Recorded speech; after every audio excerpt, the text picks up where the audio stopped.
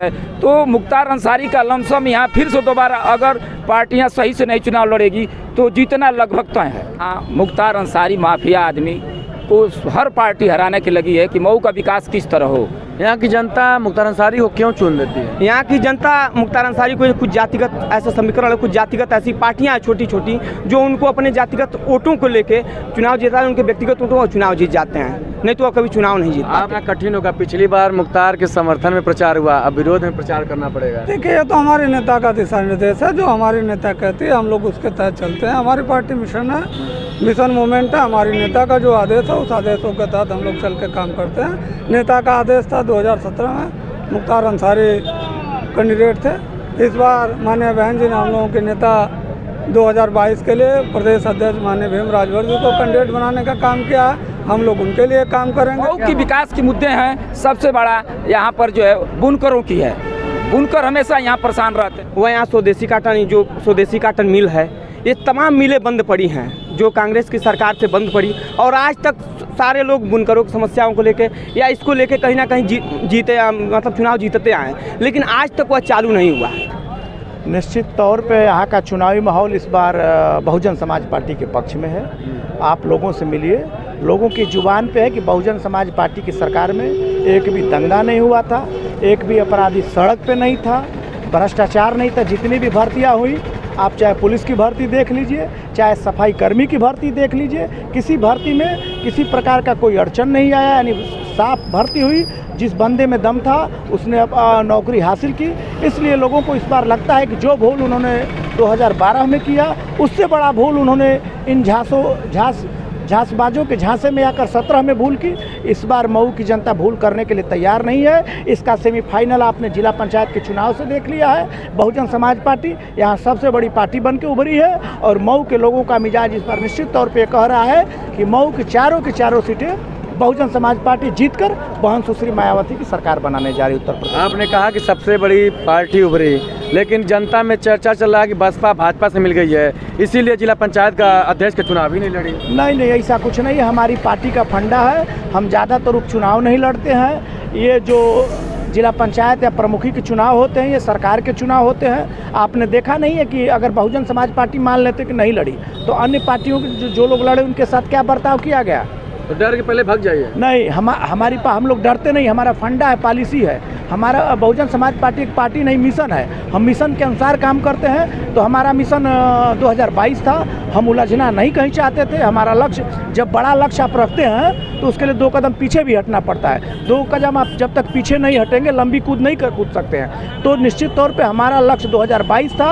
हम 2 कदम पीछे हट के लंबी लक्ष्य पे निगाह रखे थे। हमारा लक्ष्य 2022 का चुनाव जीतना है, और हम जीतेंगे। मऊ जनपद के विधानसभा चुनाव क्या मुद्दा रहेगा, क्या मुद्दा है? यहाँ मुद्दा इस बार जो भ्रष्टाचार का मुद्दा होगा, विकास का मुद्दा होगा, लोकतंत्र को कैसे बचाया जाए, ये भी इस मऊ में मुद्दा होगा। क्योंकि आप देख रहे हैं जिसकी सरकार है वो निश्चित तौर पे लोकतंत्र ही खत्म करना चाहता है। तो मऊ के लोग जागरूक लोग हैं, और उनकी लड़ाई लोकतंत्र बचाने की है कि लोकतंत्र को हमें बचाना है। लोकतंत्र की बात हो रही है तो हमारे साथ हैं बसपा के नवनियुक्त जिला अध्यक्ष जी हैं, इनसे जानना चाहेंगे क्या माहौल कर रहे हैं। बड़ी जिम्मेदारी मिल गई अब तो। देखिए, माहौल हम लोगों के पक्ष में है, और जो प्रदेश में सरकार चल रही है, इस सरकार से सारे लोग त्रस्त हैं, और माहौल हम लोगों के पक्ष में 100% हमारी उत्तर प्रदेश में 2022 में गवर्नमेंट बनने जा रही है। कितना कठिन होगा, पिछली बार मुख्तार के समर्थन बनने जा रही है। कितना कठिन होगा, पिछली बार मुख्तार के समर्थन में प्रचार हुआ, अब विरोध में प्रचार करना पड़ेगा। देखिए, ये तो हमारे नेता का दिशा निर्देश है, जो हमारी नेता कहती है हम लोग उसके तहत चलते हैं। हमारी पार्टी मिशन है, मिशन मूवमेंट है। हमारी नेता का जो आदेश है उस आदेशों के तहत हम लोग चल के काम करते हैं। नेता का आदेश था 2017 में मुख्तार अंसारी कैंडिडेट थे। इस बार माननीय बहन जी ने हम लोगों के नेता 2022 के लिए प्रदेश अध्यक्ष माननीय भीम राजभर जी को कैंडिडेट बनाने का काम किया है। हम लोग उनके लिए काम करेंगे, और बहुजन समाज पार्टी का कैंडिडेट जिताने का काम। जनता के बीच में जा रहे हैं आप लोग, क्या समझ में आ रहा है, क्या बोल रहे हैं जनता को, जनता का क्या बात आ रहा है? जनता पूरी तरीके से हम लोगों के पक्ष में है। जो प्रदेश में जो सरकारें चली हैं, आप लोगों ने देखा है, सारे लोगों ने देखा है, जो इनका वादा था सब जुमला था, सब घोषणा इनकी हवा हवाई थी। जो इन्होंने रोजगार देने की बात किया था, इन्होंने काला धन वापस करने का बात किया था, लोगों को 15 लाख देने का काम बताया था। ये सारे वादे फेल हैं, सारे मुद्दों पे सरकार फेल है और प्रदेश में भ्रष्टाचार है।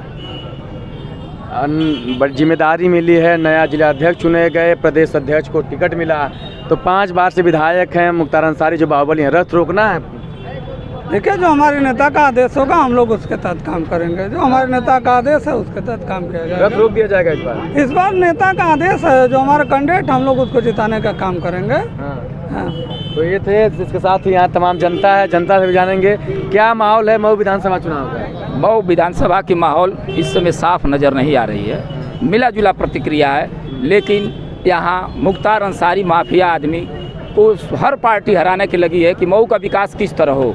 मऊ का विकास जब तक नहीं होगा तब तक कुछ होने वाला नहीं। अपराधियों को हराने के लिए यहाँ लोग एकजुट होने की लमसम कगार पर हैं। कोई ना कोई जो है या बसपा को दें या बस सपा को, भाजपा को दें, यही देंगे, क्योंकि मुख्तार अंसारी समर्थित होने वाले हैं प्रत्याशी, ओवैसी के भी समर्थित होंगे, ओम प्रकाश राजभर के भी समर्थित होने के लिए हैं, फिर से सपा इनको वाकोभर देने के लिए तैयार है। तो मुख्तार अंसारी का लमसम यहाँ फिर से दोबारा अगर पार्टियाँ सही से नहीं चुनाव लड़ेगी तो जीतना लगभग तय है।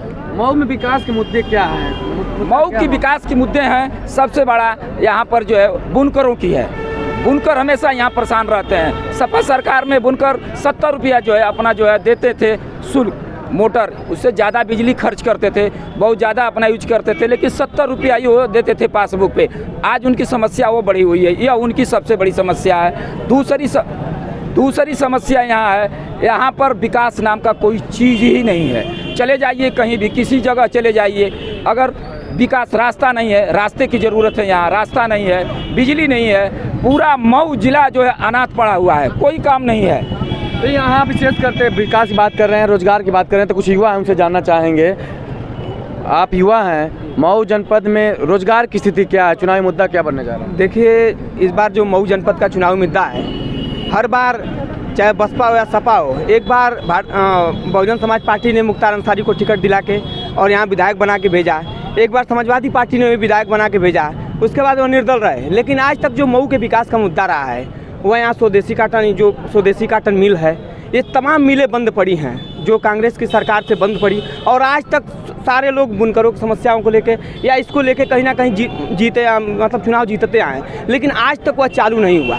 मुद्दा यही है मऊ विधानसभा का कि चाहे कोई भी पार्टी हो, वह एक स्वच्छ इंसान को मऊ जिले के लोकल सदर विधानसभा के किसी प्रत्याशी को टिकट दे और या लोकल जो यहाँ के लोग हैं वह चुनाव जीतें और हमारे विधानसभा में हमारे मऊ सदर की आवाज़ को उठाएं। युवा क्या सोच रहा है? युवा सोच रहा है कि हमारे पास रोजगार हो, जो आज हर युवाओं को पूरे भरपूर स्थिति में मिल रहा है। सारे युवा आज कहीं ना कहीं रोजगार है, चाहे वह किसी भी सेक्टर में हो, चाहे प्राइवेट सेक्टर हो या सरकारी सेक्टर हो, रोजगार भारतीय जनता पार्टी में भरपूर मिल रहा है।